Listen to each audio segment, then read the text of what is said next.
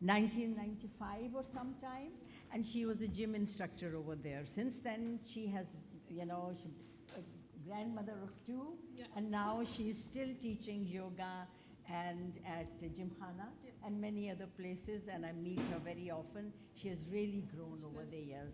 And Sania, what a delight, Samia.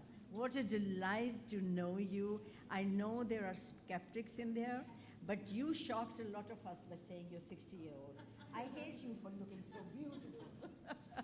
You're gorgeous. So all of you, thank you so much. And thank you, Bilal. Thank you. Bilal is the name of my son as well. So you can have your fill at lunchtime, and I'm going to take you to a diagram. And do you know this diagram was made by you, some of the faculty? We had as a community of practice in 2019. A group of you came to me for well-being, unfortunately largely women. There were a few men takers as well. And we worked a lot on well-being, and we ended up with this diagram. And I thought it was really good, and I'm showing it today as an ode to that faculty. We would love to continue our work after seeing these three marvelous people on stage. And I think this diagram is also a basis for a whole person education that we are all striving for at our campus as well.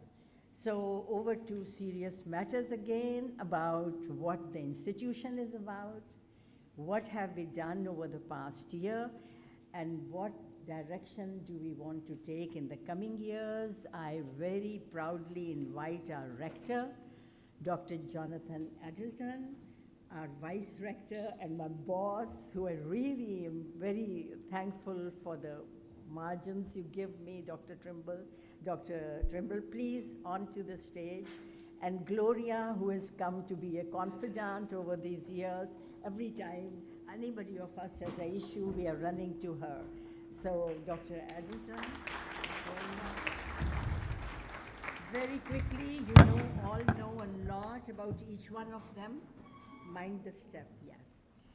Dr. Jonathan Adelton actually has a very checkered history. I was going to say a checkered past, but don't take me any other way. He was raised in the mountains of North Pakistan, and he has a degree in journalism from Northwestern University.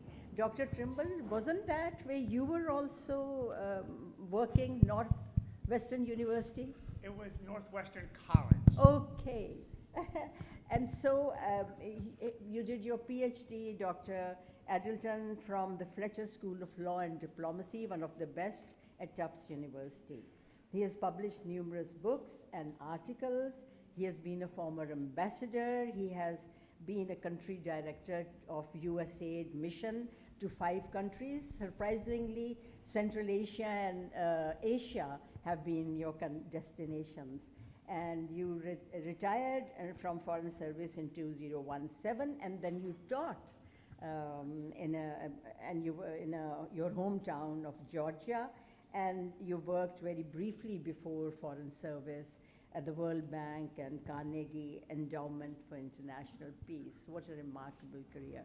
So I will first sort of start with you, Dr. Adelton, because we have laid a responsibility on your shoulders of welcoming the panel guests that will arrive. So what we will do is that we'll request you to talk about the state of the university and some few things, other things that you want to talk about. We'll take questions from him, from the floor, for clarity, and then we will move on to the other two so that you are free to sort of leave. And if possible, I mean, if the guests come, they can all come back, and even while the session is happening, so they can join in at that time. So over to you, Dr. No, thank you. I think, although I can probably be seen better here, I think I'm going to talk from the podium, actually, because then it's easier to make sure my voice is heard. So, excuse me.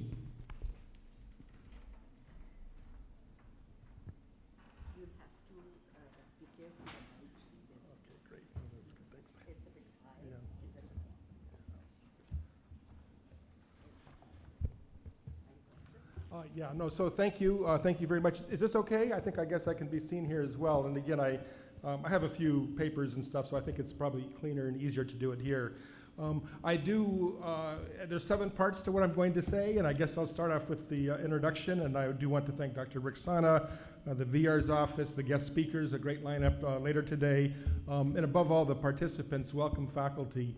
I do think we do a good job when it comes to faculty retreats like this at the start of the academic year, so I appreciate that, and welcome, of course, to the new academic year. I think it is a good time to reflect at the start of the academic year on Foreman, but I also think on the education, higher education more broadly, not just in Pakistan, but even worldwide, because in this day and time we can draw from the best and learn from the worst at all the institutions in the higher education sector worldwide. I do get a time, I don't know if people are aware of this, but I guess I'll thank Dr. Moeed Yusuf at BNU. A couple of years ago initiated a monthly meeting of vice chancellors and rectors in Lahore area universities. And I remember that first meeting, I think there were 3 or 4 of us. Now it's more like 15 or 16, but every month we get together and we usually have a theme. Some of the things we've talked about is how to perhaps share library assets. Most recently we talked about co-curricular activities and trying to increase cooperation between the student societies and sports events and other events. A lot of times we've talked about some of the perennial issues such as accreditation, such as HEC, and I've also often told my colleagues in the VR's office that one of the lessons learned, or sometimes maybe it's misery and company, is that everything that we wrestle with, everything that's sometimes difficult for us, including the regulatory environment, is something that is not just Foreman, it's many other universities in Lahore and frankly in Pakistan as well. So I think that's one of my opportunities every month to reflect, to talk to fellow rectors and vice chancellors and kind of get a sense about what's happening more broadly. Of course, another thing, I think like many of you have different sources of information that you read, sometimes information around the world, sometimes information on higher education. And Dr. Trimble did circulate last night. I don't think people have had a chance to read it, but 6 articles, 3 from Dawn and 3 from the Chronicle of Higher Education. Both of those are actually one of the many sources I read from. Some of you may have noticed if you read Dawn, though, that there's been some very interesting articles in recent times on higher education. Some reflections by leading people in Pakistan, and the 3 are samples of that. There's actually a 4th article, or maybe there's a short article there that I meant to put another one in, which was the headline was, "Laboratories at Quaid-e-Azam University may close for lack of funds." And that certainly highlights one of the huge issues in higher education in Pakistan is the funding concerns. And of course, Quaid-e-Azam, premier university, and maybe it's the media playing up things, but laboratories may close for lack of funds. That was pretty shocking for me to see, and actually prompted some interchange among ourselves as well. Some of the other articles there, I think that basically 2 of the big themes in those articles is what I've already alluded to, was HEC, the challenges, the issues that come with that, and you can look at those, and also the financing. That is a recurring theme in all of those. I think those are good articles. I think they're just representative, though, of the larger issues in the sector, and it's great that there's a conversation in Pakistan about that because there are big concerns. Beyond the Dawn articles, there's also 3 from the Chronicle of Higher Education. I think we have free subscriptions. There's 2 that I read for the sort of the more global sense about what's happening in higher education, one of them being Inside Higher Education and the other being the Chronicle of Higher Education. They also have a lot of articles that are actually very relevant for us. And one of the big themes recently, and that's reflected in the articles that Dr. Trimble included in the package, is AI. Some very interesting ones, some very interesting articles about how students are using AI. And I think actually we are, the way that we've dealt with it, I think we're maybe even a bit ahead of the curve. But thinking that, our students should leave knowing how to use AI. that AI is a new tool, a new mechanism, not to fear it, not to think it's a cheating thing, to be mindful of those concerns, but also to think that one could use it in all kinds of ways. So that was one. That was one. Another one that may resonate with you is requests by students to change grades. Have anybody received those? Yeah, I mean, I get the tip of the iceberg. I think that there's lots of ones, beyond that you all get. And of course, I get the ultimate one, and basically, you can tell the faculty to change my grade. Your own perspective about that, you can read that article. I thought it was very, very perceptive. And it did talk, this particular professor actually did engage with the student. They start off by saying the student that, they already had a high GPA, and that's one of the things that astonishes me is sometimes it's the people with the highest GPAs that can't see it go down to 0.01%. So they want to preserve it. And in this article, you'll see that the aspiring law student, dear teacher, I need a high grade to get into a good law school. And the teacher thinks, my goodness, this is an aspiring lawyer, and essentially he's asking me to cheat by giving him, an unwarranted grade. And in this article, they say that it won't really matter. What's the difference? And actually, this particular reflection does pose it as an ethical question.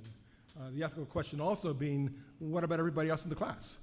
You're asking me to do this in special favor, and what about everybody in the class? So I think it's a very thoughtful piece. I think you'll appreciate it. It also highlights, and we've just come from a session about well-being, and I'll be honest and say that some of the requests that you get, I get in a different context, and some of those things can be emotionally tiring when people come, and of course they're difficult situations. Of course, sometimes in my case it's financial situations, and you want to be helpful. You always want to be helpful, and you always want to be polite, and you always want to honor the request. But these can be emotional, and you can appreciate it. My thing, I've gotten an email from somebody, dear Rector, you have the authority to establish a position for my child. Meaning, of course, we get the request for access into the university, but I'm talking about a faculty position. You can establish a position for my daughter. And it's those kind of requests. There's other kinds of requests about positions or faculty positions, or since this is the faculty retreat, you can order a faculty member to do this. And I say that's not the way it works. This is the faculty. They're their own decision-making authority through the academic council and things like that. And in any case, that is not my style to have an autocratic, top-down, thou shalt do this. You have to honor, you have to respect the processes, especially an institution this big. So again, I use both the local media, the local discussion, and also because I think that's one of the pluses as an international perspective, some of these publications like the Chronicle of Higher Education, for me, can be thought-provoking, and I think you all have access to those, to those as well. And again, some of them are certainly highly relevant. Thinking again, these are my entry remarks, is the communications. I hope the rector's update is useful to let people know what's going on. It's gotten bigger over time. I do like to recognize, and it's a communications tool, so I use it as that. And then the final thing in these open remarks is to do a little bit of a plug for environmental stuff on this campus. I know that the Pico drop was just outside the door. That was a faculty, computer science faculty member that launched it. We don't yet have a sustainability director on campus, although I thought of that. I spent the weekend walking the campus for the fun of it, and I have to acknowledge I was a little bit disappointed with all the trash I saw, and I think actually a lot of it was from the flooding. So we've had the flooding, and of course it spread stuff. I sometimes think I should walk the campus with a plastic bag to pick up stuff, but I care about the campus, and I hope we can cultivate that in our students. Moving on to the themes I wanted to cover, and I will do this very briefly because of the constraints of time. The current strategy, that was also circulated by Dr. Trimble, and it does include the PDF version of this document here. And you'll see our communications office, I think, has done a nice version of it. It's kind of a bit of a play on the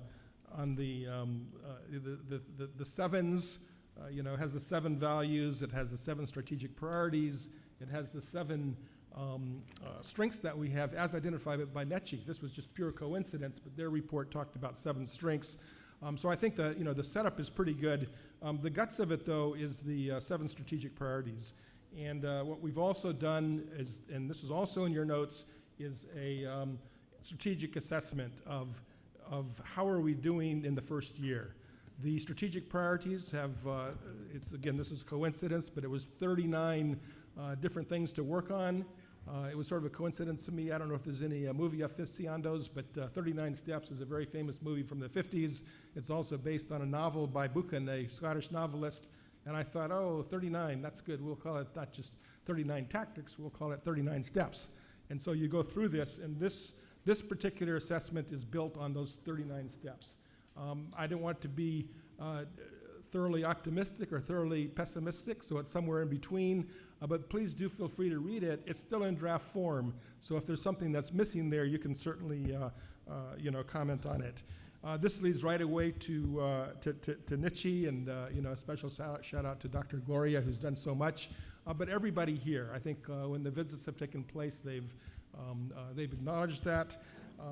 I think that we're in a stage, I know that people think, wow, this is a multi-year process, and if you go back further, even to Peter Armacost, he started in one NECHI, not NECHI, but another accreditation agency in the US and gravitated toward NECHI, and it is a long process, no matter how you look at it. What's happening, there's been a bit of an adjustment in the schedule, and probably we've done the eligibility status, we've done the candidate, we're at the candidacy level, and the last part is membership. And we've come a long way from the first report, which said, I haven't seen an institution further away from accreditation. That was many years ago, and so I think that's a testament to our progress, but we're on the last step, knocking at the door. We have another self-assessment that's coming up. Probably that NECHI visit will be in the fall of next year, 2026, and all being well, it's possible, it's not certain, but it's possible that that could set up a presentation to the NECHI Commission outside Boston in spring 2027, and that would be the final step toward our provisional membership. So there's a lot of things happening, and Dr. Gloria and others at different times will do that. Your involvement and support is hugely important, but those are positive steps.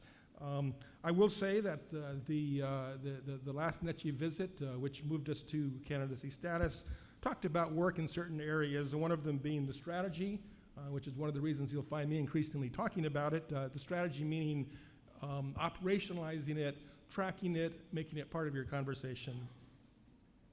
A second one was ways to enhance student involvement, and we'll be looking at ways for that. Another one was strengthen governance, which more has to do with our board of directors and board of governors. And another one was data-based decision-making. And I think there's another number of examples of that at this retreat and in other ways as well. We're trying to, for me, sometimes I like to tell stories, and I think stories are a way to, have a narrative, and I think they're useful, but also having it go beyond the anecdote and have data that drives your decision-making. I think that those are all important, but there's some certain steps that are taking place.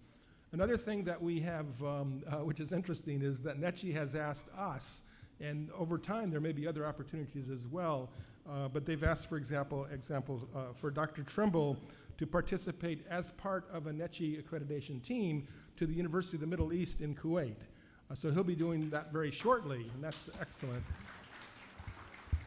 And then this kind of surprises me because we're not yet NECHI members ourselves, but they've asked me to lead a team to the IFAT University in Jeddah, which is another university that's seeking NECHI accreditation.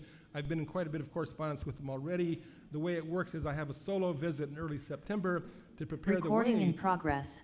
To prepare the way for leading the NECHI accreditation team to IFAT University in late January.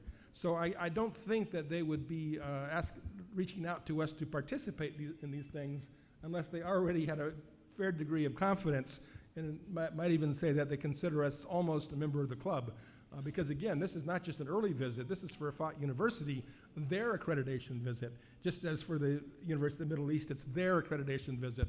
And I think it helps us prepare for this important step that's coming up.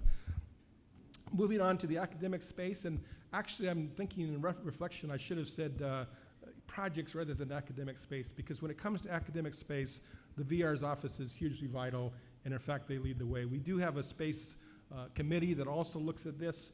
One of the things about spaces is every time you get new space, you have a knock-on effect that frees up space elsewhere, and you need to plan for that. We do have, again, an academic space specifically, and it's sometimes and often a hard task because it's a perennial issue. When I meet, even in the States, I meet another university president, and I try to see if our problems are similar. And certainly the space is a perennial issue that will always be there. I mean, you never reach the place where we've solved the space issue. It's going to always be there. I will say, and this is something else I find out from other conversations, is two of the big themes, not just us but elsewhere, in terms of how you approach things, is certainly efficient use of space is something you always ask yourself. You go around a building, you go around a campus, how are we using this space? Can we use it more efficiently? And the other one is shared space. This is one that nobody wants to hear, but for me, I will say every classroom can be shared space. Every lounge can be shared space. Shared space is a basic principle of how you are efficient, and I think that's one thing that we need to give a lot of thought to. Just to say, I guess it's called the Rector's boardroom. For me, that is absolutely shared space. And anybody that has an event, of course, the front office, Eileen has to track that there's not a scheduling conflict, but that absolutely is shared space. Someone needs a meeting, if it's not being used, it's available. And I think that's the way it is across for me, across the university. So I'll always continue to make the case for that efficient use and shared use. At the same time, of course, we do have to, have to look for some of the projects that are happening. And one of the things, I'll just go through a few of these very quickly. TSA was one of the things that started when I was here, a partnership when I arrived. It's often thought of as a TSA hostel. It has space there. I don't know if anybody's been there to the workshop place. We've had some of the psychological services centers have run things there. Some of the trauma centers run things there.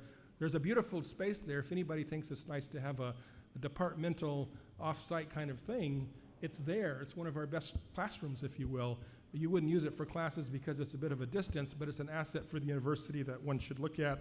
And it's worth looking at. I don't know how many people here have been to that campus, but that's something to think about. Other things that are happening in the college, you will have noticed that we're in serious renovation mode. One of them was A building, A block complete, D block complete. P block is a massive project. It's actually the last big renovation project on the college. But we also made the decision to not just renovate, but also expand, and you can see that going on. Part of it is going to be in use by the start of the fall semester. The rest of it should be complete by the end of the year.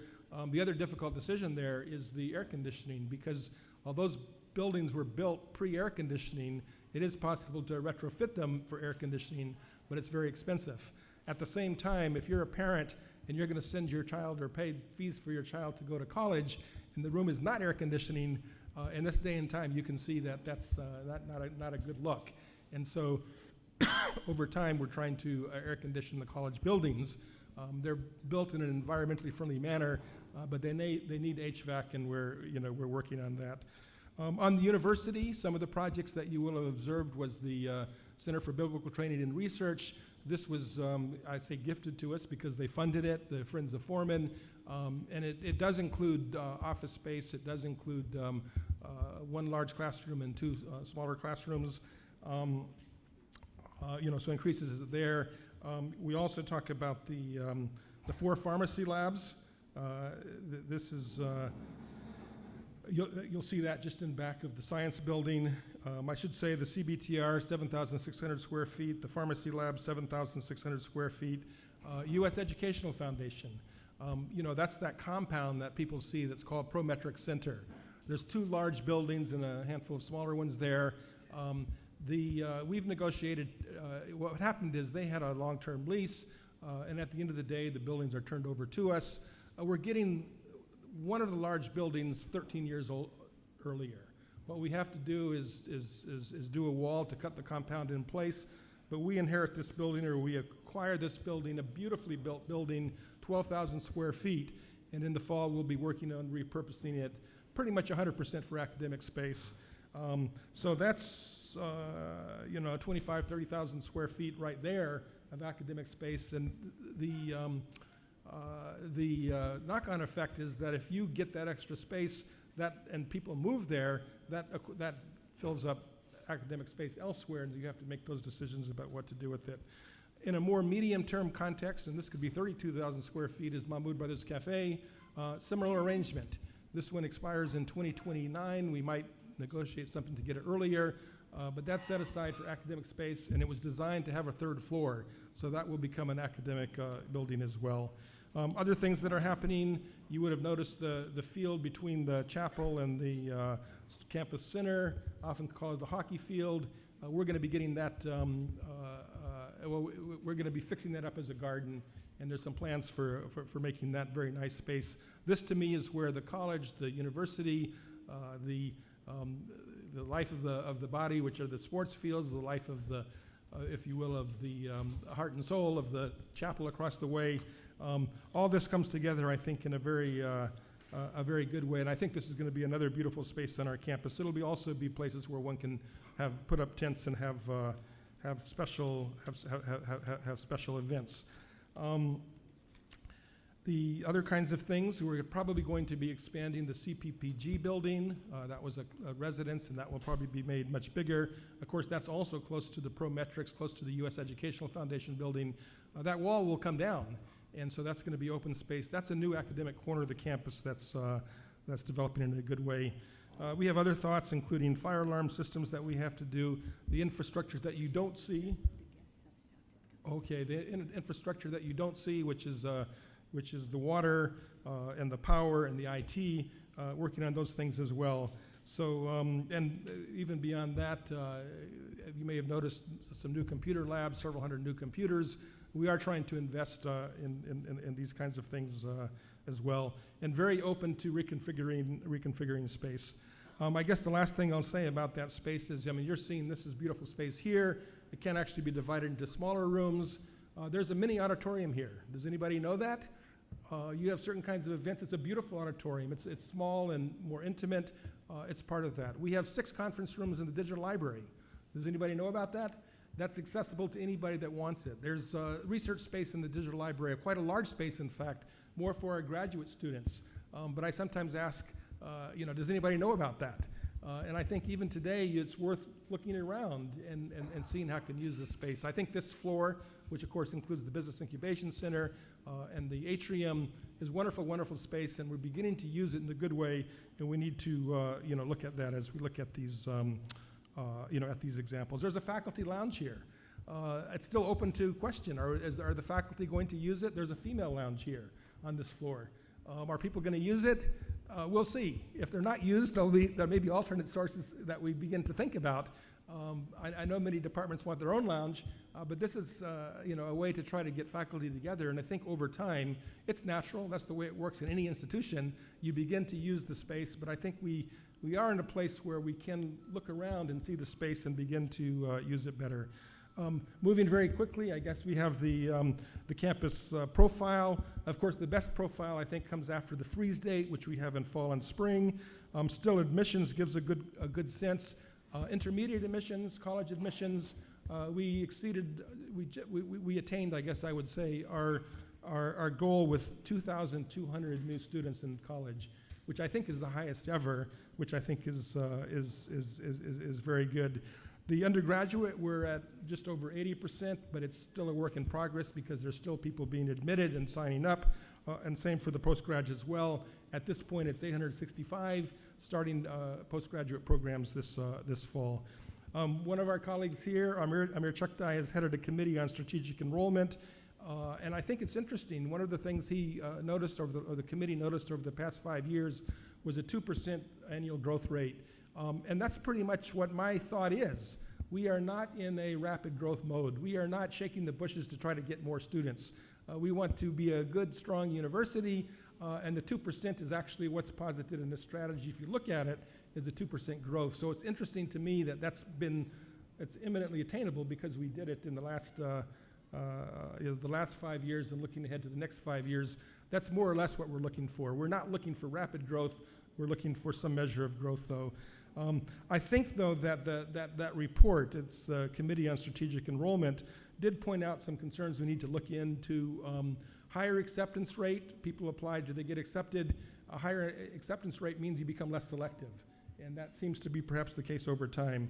Retention rate, if these figures are correct, only half of our students actually graduate in 4 years. So when I welcome in the next 2 days the orientation program, welcome class of 2029, actually it's not really the class of 2029 because many of those will graduate the following year. About 2/3 graduate in 2/3 in 6 years. Those figures, I think, really do point out the importance of retention, and that's something that will be talked about. That said, we still do retain our diversity. We are in Punjab, we are in Lahore. Most of our students, I think just over half, come from Lahore. Beyond that, most of our students come from Punjab, and that's the case, and understandable. But we also have this flow of students, as you know, from the northern areas, from southern Sindh, from the frontier areas of Balochistan and KPK, and even within Punjab, a diversity from southern Punjab, which we're proud of, and I think makes us a better campus, a better community. We have certain outreach programs. Interesting one that admissions did 40 people that normally would not have considered foremen from the southern part of Sindh, from the northern areas, especially the Kailash Valley, and also from some underrepresented parts of Punjab. That group, which tended to come to less well-known intermediate schools, the topper was actually a young lady from the Kailash Valley. There were several Kailash males. We've never had a Kailash male student to my awareness, and I think we're going to get some students there. I have to think we probably have more Kailash students in this fall than any other institution in Pakistan, which I think is a positive development, considering the Kailash are probably the smallest minority in Pakistan, about 10,000 people. Looking at the numbers there, I think we can pass them out separately, but one of the things is the spring enrollment. I tend to say that the college, in my briefings, the college has about 3,500 students.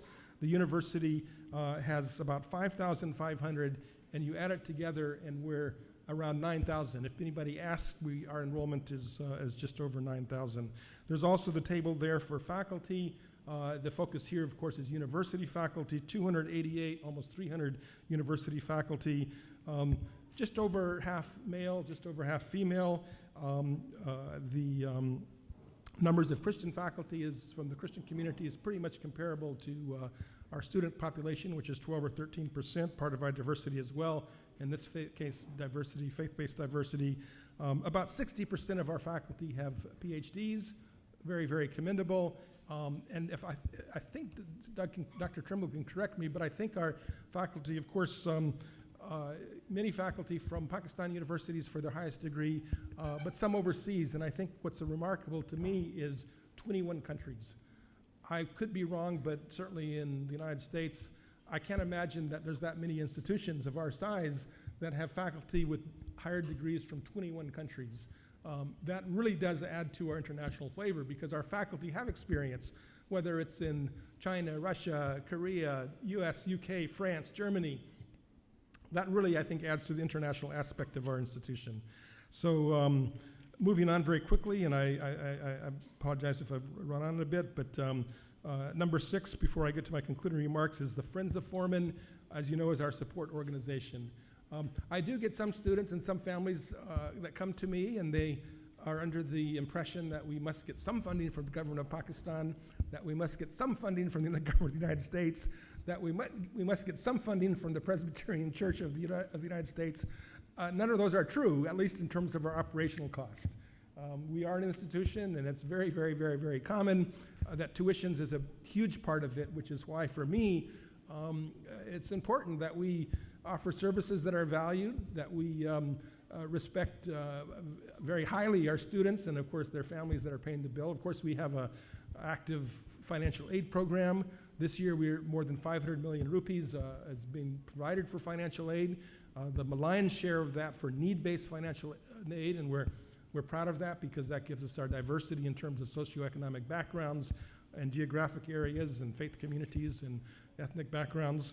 So we're proud of that. But we have to be aware that we don't have the government of Pakistan or the government of the United States or the Presbyterian Church of the USA to bail us out. We have to be self-sufficient. We have to be sustainable.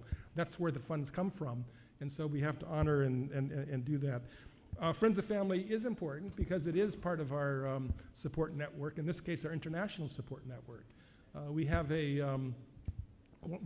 get wonderful support, including zakat and financial assistance and things like that. I guess I forgot to mention that the 4 Pharmacy Labs is a donation in large part from one of our alumni in Pakistan.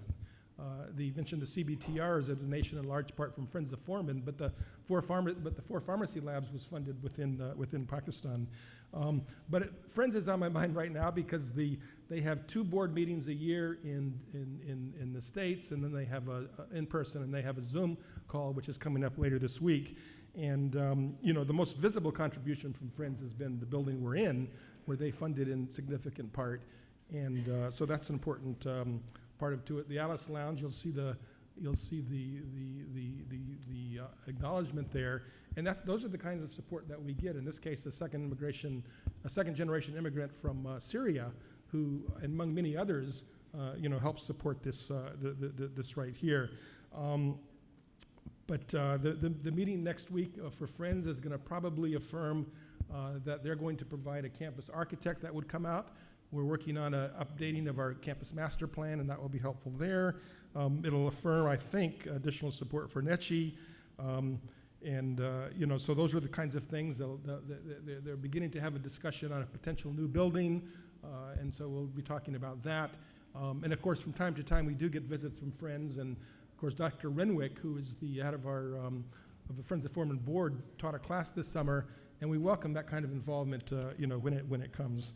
I guess the last thing are the concluding comments and then questions and answers. I don't have that many concluding comments, but I guess I am aware that we are an institution with a long history. I'll be addressing the incoming classes for the university both the day after tomorrow and the day after that.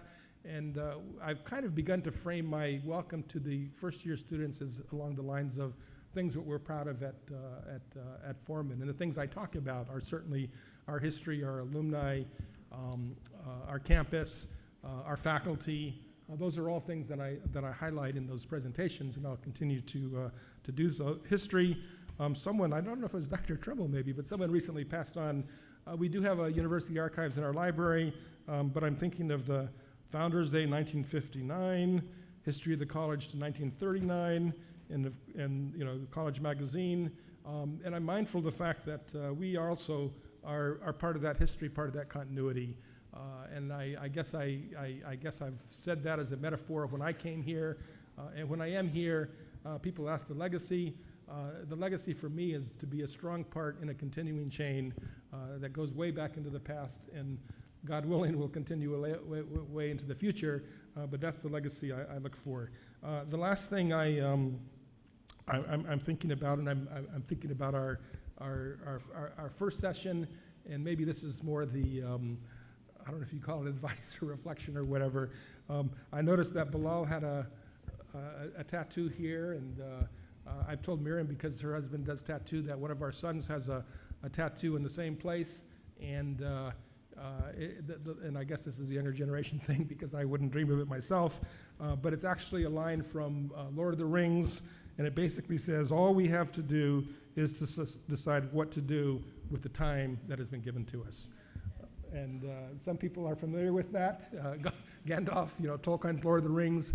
But I think it's just like I think a lot of this day today is going to be a challenge and it's going to be a cause for reflection. I think that the reflection here that you may want to think about is all we have is the time that has been given to us. And I guess the reflection there, oh yeah, thank you, Bilal, I see that. All that we have is the time that has been given to us. And I think we all realize that You know, it is a gift, it is a blessing. We do have time, but that time is limited. That time is brief. And I think we need to reflect from time to time on how we can use that time well. So thank you very much. And I guess there may be a bit of time for some questions.